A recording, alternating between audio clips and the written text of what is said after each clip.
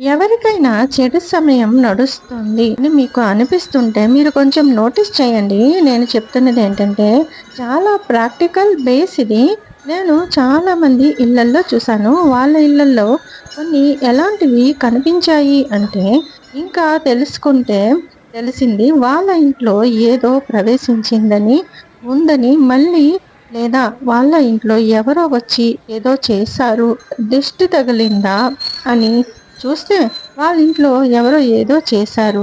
అప్పటి వరకు ఎంతో బాగున్న వాళ్ళు కూడా చాలా మంచిగా ఆరోగ్యంగా ఉన్న మనిషి మళ్ళీ చక్కగా ఇంట్లో అన్నీ జరుగుతున్నా అలాంటి వాళ్ళు కూడా నాశనం అయిపోయి ఉన్నారు.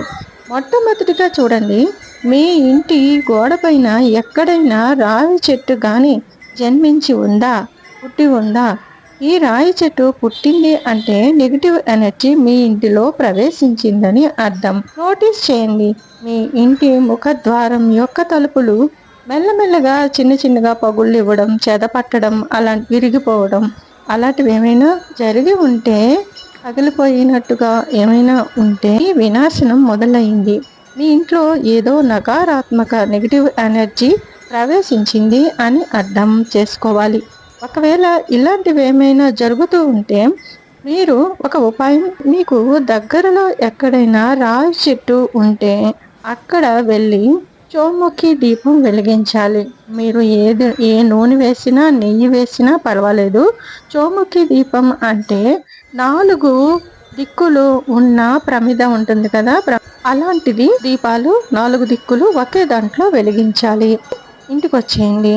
సాయంకాలం ఇంటి ముఖ ద్వారం దగ్గర 2 వైపులా 4 దీపాలు ఉన్నది కిచెన్లో కూడా సాయంకాలం చౌముఖి దీపం వెలిగించాలి.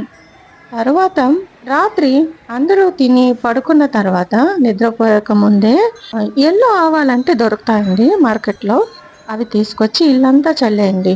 చల్లిన తర్వాత తెల్లవారి అవన్నీ శుభ్రంగా నీట్గా తుడిచి, చెత్త ఉంటుంది కదా, కాలువ ఉంటుంది కదా, అక్కడ పారేసి వచ్చేయండి. ఇలా చేస్తే దీనివల్ల మీ ఇంట్లో ప్రవేశించిన నెగిటివిటీ పోతుంది, మీ సమయం మంచిగా అవుతుంది. ఏ పనులు అయితే ఆగిపోయాయో అవన్నీ అవుతాయి. మీ ఆయురారోగ్యం కూడా మంచిగా అయిపోతుంది. ధనం మీ ఇంటికి వస్తుంది. ఓకేనా ఫ్రెండ్స్, నా వీడియో నచ్చినట్టయితే లైక్, షేర్, సబ్స్క్రైబ్ తప్పకుండా చేసుకోండి. Thank you for watching.